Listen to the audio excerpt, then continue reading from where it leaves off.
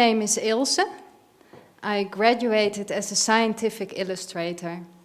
This is an artist who is specialized in visualizing subjects pertaining to life science. One image tells more than 1,000 words.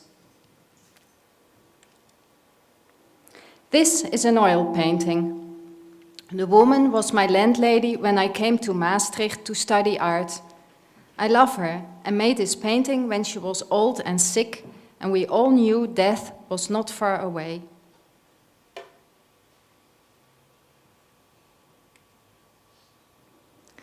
There's a proverb stating, "We do not inherit the earth from our ancestors, we borrow it from our children." These are 2 children living in my village. Lovely, aren't they?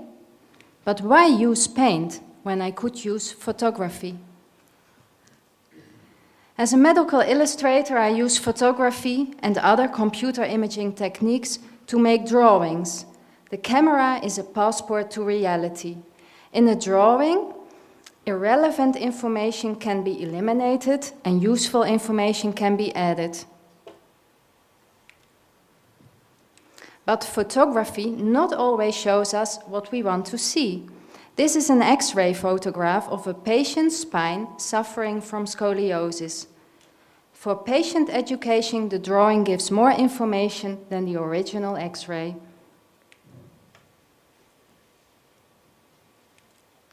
The more you know, the more you will see. Interpretation of photographs needs study, and it takes several steps before a final drawing can be made. Art and science come together and are both exploring the invisible. Where photography is a way of visualizing reality, drawing is a reinterpretation derived from the raw truth, not only in medical illustration. Serving science is not enough for me, and therefore I explore painting as a form of personal expression. Inspired by the growing awareness of our planet in jeopardy, I'm always wondering about the contradictions in life. Our consumerist society comes to an enormous cost of the earth, and we must face up that we are deconstructing nature's balance. Here's the contrast between innocence and cruelty. The resilience of the entire ecosystem is being put to the test. It is clear that the present evolution is not on the right track and that it is time to act.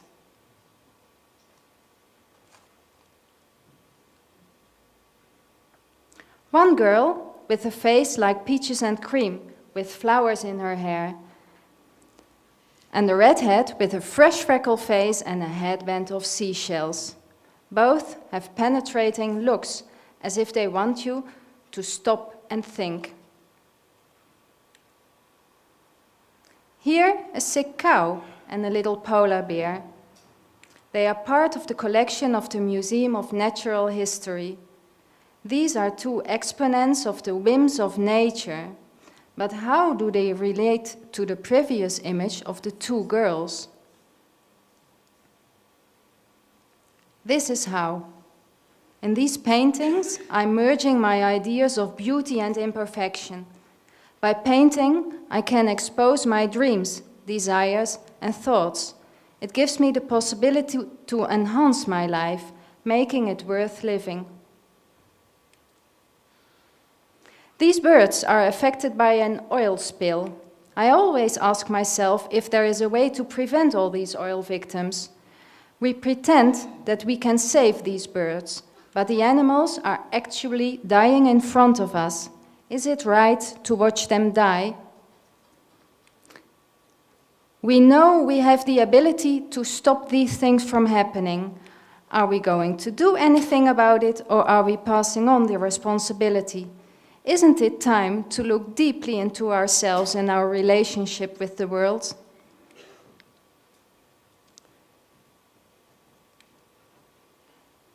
All these thoughts inspire me to visualize the invisible. No matter how difficult it is, we should not lose confidence, and we must go on doing the things to make life worth living.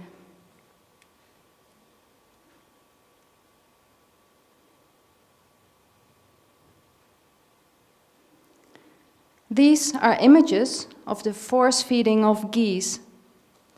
These poor birds are enduring excruciating pains for the sake of the beloved foie gras.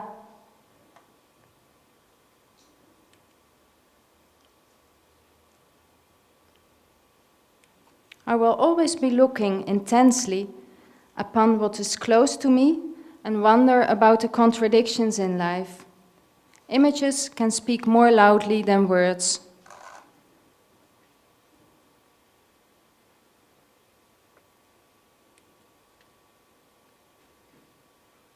Another cruelty is the killing of seals. Things like this happen. When they happen, we don't always see it, understand it, or accept it.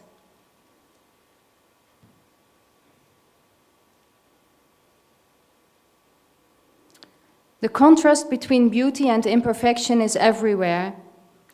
It is worth thinking about the differences or resemblances between reality and fantasy. Therefore, I would love my paintings to evoke questions.